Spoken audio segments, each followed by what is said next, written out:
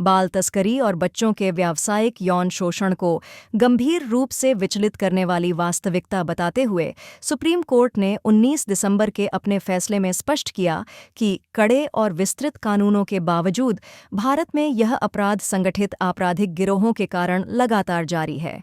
बेंगलुरु में एक नाबालिग के यौन शोषण से जुड़े मामले में दोष सिद्धि को बरकरार रखते हुए न्यायालय ने कहा कि बाल तस्करी किसी एक व्यक्ति का अलग अपराध नहीं, बल्कि भर्ती, परिवहन, ठहराव और शोषण जैसी कई परतों में काम करने वाले जटिल, सुनियोजित और बहुस्तरीय नेटवर्क का परिणाम होती है।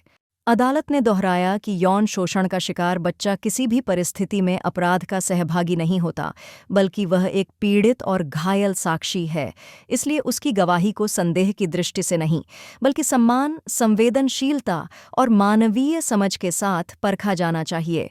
कोर्ट ने स्पष्ट किया कि आघात, भय, सामाजिक कलंक, दबाव और तस्करों के साथ असमान शक्ति संबंध बच्चों की स्मृति और अभिव्यक्ति को प्रभावित करते हैं। इसी कारण उनके बयान में छोटे-मोटे विरोधाभास, हिचक, देर से शिकायत दर्ज होना या घटनाओं को क्रमवार न बता पाना स्वाभाविक है। ऐसे मामूली अंतर के आधार पर पीड़ित की विश्वसनीयता पर प्रश्न चिह्न नहीं लगाया जा सकता। यदि पीड़ित का बयान समग्र रूप से भरोसेमंद हो, तो केवल उसी के आधार पर भी दोष सिद्ध किया जा सकता है। न्यायालय ने देश में कम सजा दर पर गंभीर चिंता जताई और इसके पीछे कमजोर जांच, संसाधनों की कमी, सामाजिक कलंक, पीड़ितों की सामाजिक आर्थिक कमजोरियां तथा न्यायिक प्रक्रिया के दौरान उनके पुनः उत्पीड़न जैसे कारण बताए।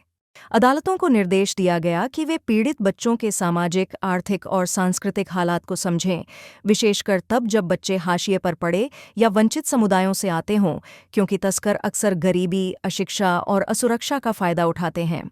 फैसले में यह भी रेखांकित किया गया कि बाल तस्करी और यौन शोषण संविधान के अनुच्छेद 21, 23 और 24 सहित बच्चों की गरिमा, शारीरिक अखंडता, जीवन और सुरक्षा के मौलिक अधिकारों का सीधा और घोर उल्लंघन है। इसलिए केवल बचाव, सजा या मुआवजा पर्याप्त नहीं है। तस्करी से मुक्त बच्चों के लिए दीर्घकालिक पुनर्वास, मानसिक स्वास्थ्य देखभाल, शिक्षा, कौशल विकास और समाज में सम्मानजनक पुनर्स्थापन के लिए ठोस, समन्वित और संवेदनशील प्रयास अनिवार्य हैं, ताकि न्यायिक प्रक्रिया बच्चों को दोबारा पीड़ित न बनाए, बल्कि उन्हें सुरक्षा, विश्वास और गरिमापूर्ण भविष्य प्रदान कर सके। अगर आपको यह जानकारी पसंद आई हो तो कृपया इसे लाइक करें, शेयर करें और चैनल को सब्सक्राइब ज़रूर करें। और जाते जाते इस प्रश्न का उत्तर कमेंट में बताइए। प्रश्न: फैसले के अनुसार बाल तस्करी और यौन शोषण किसका उल्लंघन है? ए. केवल कानून का, बी. बच्चों के मौलिक अधिकारों का, सी. सामाजिक मानदंड का, डी. माता पिता के अधिकार का।